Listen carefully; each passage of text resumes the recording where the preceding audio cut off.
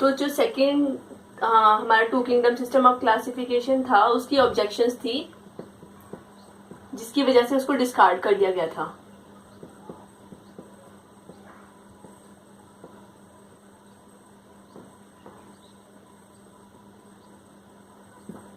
तो पहली थी classification of organism without knowing there structure.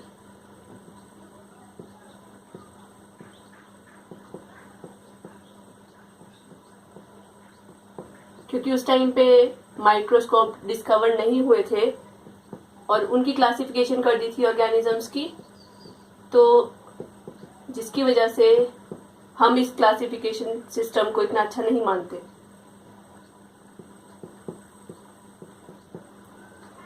दूसरी थी पोजीशन ऑफ वायरसेस। अब जो वायरस हैं उनको या तो हम लिविंग में कंसीडर करें या नॉन लिविंग में कंसीडर करें, क्योंकि वायरस ऐसे ऑर्गेनिजम्स होते हैं जो लिविंग ऑर्गेनिज्म के साथ लिविंग एक्ट करते हैं, और वो अगर किसी लिविंग बॉडी से बाहर है तो वो नॉन लिविंग एक्ट करते हैं। तो उस टाइम पे वायरस की कोई पोजीशन नहीं बताई गई थी कि उसको हम कौन से किंगडम में रखें। इसके अलावा ड्यूल ऑर्गेनिजम्स थे, जैसे हमारे पास यूग्लिना है। हमें नहीं पता कि यूग्लिना, अब जो यूग्लिना है इसके अंदर प्लांट्स की कैरेक्टरिस्टिक्स भी हैं कि ये फोटोसिंथेसिस भी परफॉर्म करता है और दिन में एनिमल की तरह एक्ट करता है, रात को एनिमल की तरह एक्ट करता है और दिन के टाइम पे फोटोसिंथेसिस भी करता है। तो दोनों तरह की एक्टिविटीज परफॉर्म करता है, प्लांट्स की तरह भी और एनिमल्स की तरह भी। तो इसकी जो पोजीशन थी ये भी ऑब्जेक्शनेबल थी। इसके अलावा जो लाइकन्स हैं इनकी पोजीशन का कुछ नहीं पता था, क्योंकि जो लाइकन्स हैं these are the mutual relationship between algae and fungi. Mutual relationship में रहते हैं एल्गी और फंजाई, जिसमें एल्गी फूड प्रोवाइड करती है और जो फंजाई है वो शेल्टर और वाटर और न्यूट्रिएंट्स प्रोवाइड करता है। तो जो लाइकन्स की पोजीशन थी इसके बारे में भी कोई खास नॉलेज नहीं थी। इसके अलावा जो स्लाइम मोल्ड्स हैं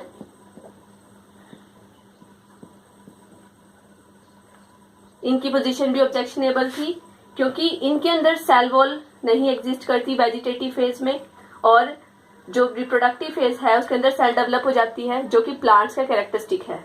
तो इसकी पोजीशन का भी पता नहीं था। ठीक है, तो इन सारी जो प्रॉपर्टीज थी इनकी वजह से जो two kingdom system of classification था उसको डिस्कार्ड कर दिया गया था। ठीक है, इसके अलावा इन्होंने ये भी नहीं बताया था कि जो प्रोकैरियोट्स हैं, यूकैरियोट्स हैं, वो कौन से ग्रुप में हम रखेंगे। इनकी पोजीशन का भी नहीं पता था। तो इन सारी ऑब्जेक्शंस को लेकर क्या किया गया, two kingdom system of classification को डिस्कार्ड कर दिया गया था। इसके बाद आया हमारा three kingdom system of classification.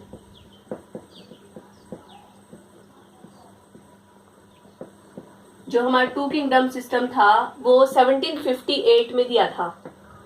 ठीक है, और जो थ्री किंगडम सिस्टम था हमारा इट वाज गिवन इन 1866, और किसने दिया था, अर्नस्ट हैकेल ने दिया था।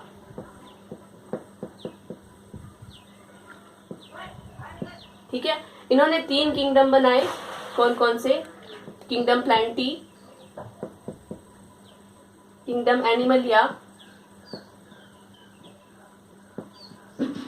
Kingdom protista. इन्होंने एक तीसरा किंगडम बना दिया। ठीक है, अब इन्होंने क्या किया, प्लांटी के अंदर तो प्लांट्स थे, एनिमलिया में हमारे जो एनिमल्स मैंने आपको ग्रुप्स बताए, फाइलम बताए, वो सारे इंक्लूड किए। प्रोटिस्टा के अंदर इन्होंने क्या किया, जितने भी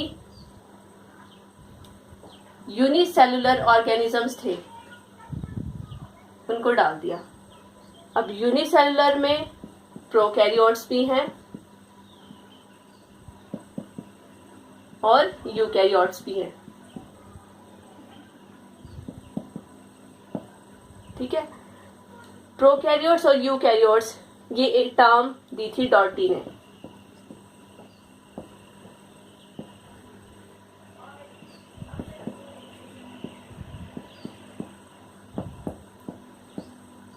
जो प्रोकैरियोट्स और यूकैरियोट्स का कंसेप्ट दिया था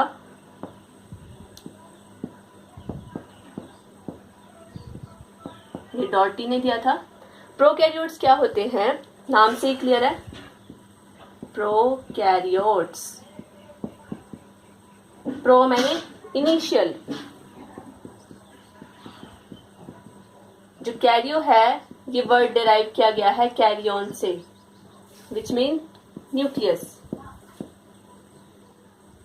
ठीक है, तो ऐसे ऑर्गेनिजम्स जिनके अंदर initial kind of nucleus present था, मतलब ऐसा न्यूक्लियस जिसका कोई स्ट्रक्चर नहीं था, मतलब प्रोकैरियोट्स वो ऑर्गेनिजम्स थे जिनके अंदर वेल डिफाइंड न्यूक्लियस नहीं था, न्यूक्लियर मेम्ब्रेन नहीं थी, ठीक है, जो कि जेनेटिक मटेरियल को प्रोटेक्ट करके रख सके, न्यूक्लियोप्लाज्मा, ठीक है, न्यूक्लियोप्लाज्मा और जो अंदर मटेरियल है न्यूक्लियस का वो नहीं था। जो इनके अंदर जेनेटिक मटेरियल था वो कंसंट्रेटेड था साइटोप्लाज्मा में किसी एक जगह पर, और उसे कहा जाता था न्यूक्लियोइड। न्यूक्लियोइड इनका जेनेटिक मटेरियल कहा जाता था प्रोकैरियोट्स का, और इनके अंदर डबल मेम्ब्रेनस ऑर्गेनेलीज एब्सेंट थी। जिन ऑर्गेनेलीज में डबल मेम्ब्रेन्स होती हैं वो सारी एब्सेंट थी। यूकैरियोट्स क्या होते हैं, यू का मतलब होता है ट्रू, और कैरियोन से मिला है वर्ड, तो कैरियोन का मतलब न्यूक्लियस। तो ऐसे ऑर्गेनिजम्स जिनके अंदर ट्रू न्यूक्लियस प्रेजेंट था, वेल डिफाइंड ऑर्गेनेलीज थी जिनकी डबल मेम्ब्रेन्स थी, तो ऐसे ऑर्गेनिजम्स यूकैरियोट्स थे, और जिनके अंदर ऐसा नहीं था वो प्रोकैरियोट्स थे। तो अर्नस्ट हैकेल ने क्या किया, प्रोटिस्टा के अंदर यूनिसेलुलर ऑर्गेनिजम्स तो डाले, लेकिन उनमें प्रोकैरियोट्स और यूकैरियोट्स दोनों डाल दिए। ठीक है, और यही इनकी ऑब्जेक्शन रही। इनकी ऑब्जेक्शन थी कि इन्होंने यूनिसेलुलर ऑर्गेनिजम्स में प्रोकैरियोट्स और यूकैरियोट्स दोनों को ही इंक्लूड करके प्रोटिस्टा के अंदर डाल दिया। ठीक है, जिसकी वजह से इस सिस्टम को भी डिस्कार्ड कर दिया गया था। इसके बाद आया 4 kingdom system of classification. It was given by Copeland in 1956। 1956 में दिया। इन्होंने 4 किंगडम सिस्टम दिए थे, प्लांटी, एनिमलिया, प्रोटिस्टा, और जो पिछले सिस्टम की जो ऑब्जेक्शन थी उसको ध्यान में रखते हुए इन्होंने एक नया किंगडम इंट्रोड्यूस किया, that was kingdom Monera. Plantae में प्लांट्स थे, एनिमलिया में एनिमल्स थे, प्रोटिस्टा में इन्होंने डाले अब यूनिसेलुलर यूकैरियोट्स, जो सिंगल सेल्ड यूकैरियोट्स थे, और मोनेरा के अंदर डाले सिंगल सेल्ड प्रोकैरियोट्स।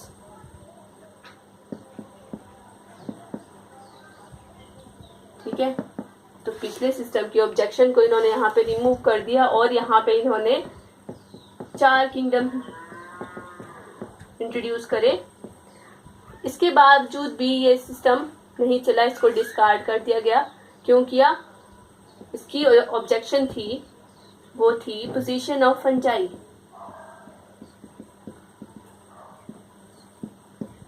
अब जो फंजाई है, फंजाई के अंदर जितने भी ऑर्गेनिजम्स हैं वो अपना फूड खुद से प्रिपेयर नहीं कर सकते, उसके बावजूद भी उसे किंगडम प्लांटी के अंदर रखा गया था। तो यही इसकी ऑब्जेक्शन बनी और इसको भी डिस्कार्ड कर दिया गया। इसके बाद आया 5 किंगडम सिस्टम। ठीक है, it was given by R.H. Whittaker. इसके बारे में आपने क्लास में 9th में भी पढ़ा होगा। 1969 में ये सिस्टम दिया गया, R.H. विटेकर का सिस्टम था। इन्होंने 5 किंगडम्स दिए, kingdom Plantae, Animalia, protista, Monera, और इसके अलावा इन्होंने किंगडम फंजाई का अलग किंगडम बना दिया ताकि पिछले सिस्टम की ऑब्जेक्शन को रिमूव किया जा सके।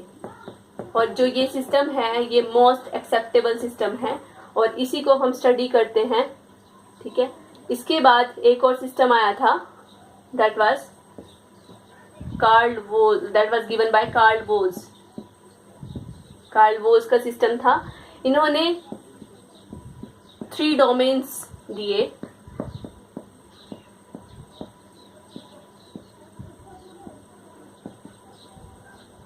इन्होंने जो मोनेरा के अंदर आर्ची और यूकैरी और आर्ची बैक्टीरिया और यू बैक्टीरिया हैं उनको अलग अलग डिवाइड कर दिया। Archaebacteria, eubacteria and eukarya. ठीक है, आर्ची बैक्टीरिया के अंदर थे हमारे जितने भी एंशिएंट टाइप के बैक्टीरिया थे वो आर्ची बैक्टीरिया के अंदर आ गए। यू बैक्टीरिया के अंदर जो आज के टाइम में जो ट्रू बैक्टीरिया एग्जिस्ट कर रहे हैं वो आ गए यू बैक्टीरिया के अंदर। और यूकैरिया के अंदर जितने भी जो ऑर्गेनिजम्स यूकैरियोटिक हैं उन सबको इन्होंने यूकैरिया के अंदर डाल दिया। तो इस तरह से ये सारे सिस्टम थे हमारे क्लासिफिकेशन के, जिसमें से जो RH विटेकर का सिस्टम है ये सबसे ज्यादा एक्सेप्टेड सिस्टम है जिसको हम अपनी बुक में स्टडी करते हैं अब तक। ठीक है, तो इसके बाद हम किंगडम मोनेरा स्टार्ट करेंगे जो हम नेक्स्ट लेक्चर से स्टार्ट करेंगे। Thank you class.